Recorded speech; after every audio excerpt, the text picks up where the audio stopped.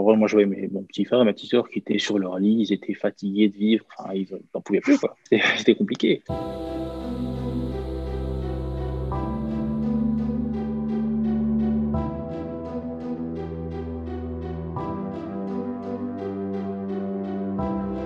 Le premier mois, je pense que c'était peut-être gérable, mais une fois que ça a commencé à durer 2-3 mois, ouais, ça devenait un peu infernal, quoi. Pendant le confinement, le climat était super négatif dans les médias et tout, et j'ai toujours ce besoin de tourner les choses en positif pour garder le cap, garder le moral, et enfin c'est vraiment, j'ai vraiment besoin de ça. Est-ce que ça va encore durer? Est-ce que ça va faire toute l'année? Quand est-ce qu'on pourra revoir nos amis? C'est assez compliqué de rester chez moi et de ne pas avoir de vie sociale.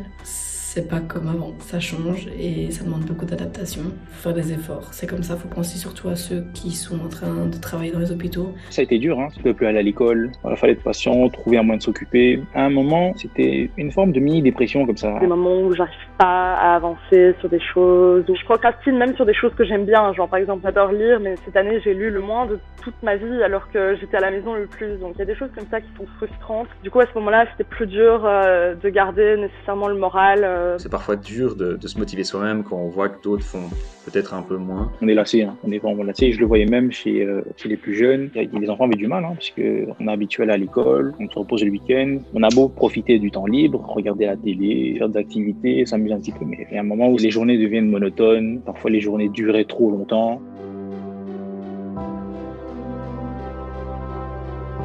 On remarque que c'est vrai qu'être seul chez soi, ça nous met juste face au mur, face même à un miroir, c'est-à-dire face à nous-mêmes, et on va se poser des questions. Et on a tellement pas l'habitude de faire ça, surtout quand t'es quelqu'un qui a 10 000 projets comme ça, on est tellement en train de courir à gauche et à droite tous, on n'a pas autant de temps avec soi-même comme ça d'un coup et sans être prêt mentalement. C'est un moment où on se retrouve un petit peu seul, il y a beaucoup de réflexion, beaucoup de méditation. Des lectures sur le développement personnel, ça fait un bien fou. Je suis quand même vachement intéressée par le développement personnel, j'ai quand même pris d'une bonne façon, mais les gens qui sont pas forcément là-dedans, je me dis ça a dû être super bizarre pour eux quoi. Je suis sûr qu'il y a eu beaucoup de gens qui ont eu un sentiment de solitude, qui ont peut-être très mal vécu. Moi je connais beaucoup de gens aussi qui détestent la solitude et qui la vivent genre super mal. Première fois qu'ils sont confrontés à eux-mêmes aussi longtemps.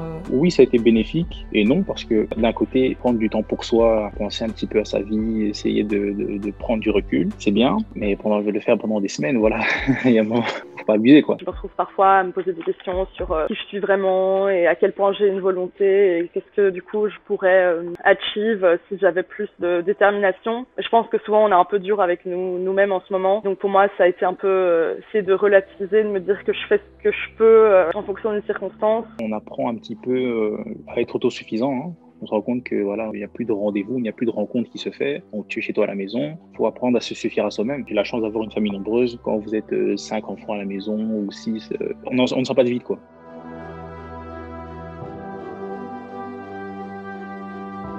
J'ai eu plus de mal à me motiver en fait à travailler parce que c'est assez compliqué de trouver une motivation. Toutes les journées se ressemblent un peu plus. Je me réveillais à une telle heure, je mangeais à une telle heure, j'allais dormir à une telle heure. Le matin, quand je me lève, j'ai pas le courage d'aller me mettre à mon bureau, quoi. Le fait d'avoir cours exclusivement en ligne met quand même un coup à ta motivation parce qu'il est vraiment plus difficile de se lever pour un cours qui est enregistré, qui est en ligne, qui est non obligatoire à 9h du matin qu'un cours en présentiel qui ne sera pas rejoué en ligne. Souvent, c'est pas très efficace. C'est super dur de se discipliner à continuer à regarder ces capsules. Donc oui, clairement, ça a un impact sur la motivation des étudiants et ce n'est pas toujours évident de garder ce rythme à la maison. Puis c'est vrai que quand on est tous à la maison, il y a un peu plus de bruit que si on est tout seul chez soi. Ça, c'est normal.